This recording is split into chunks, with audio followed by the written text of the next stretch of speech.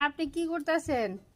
কি করুম ডাটা করতে আসি কোন সময় তখন ডাক নছি শোনো বলে আমি তো আসলে ঘরে ইউটিউবে ভিডিও দেখতেছিলাম।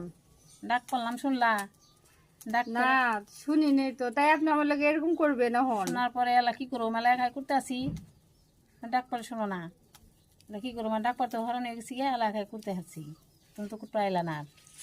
দেখছেন বন্ধুরা, আমার শাশুড়ি হচ্ছে ডাটা কাটতেছে আর একটু রেগে গেছে। যাই হোক, আমি কিছু মনে করলাম না, আর সাথে শাকগুলো বাইছে নিছে।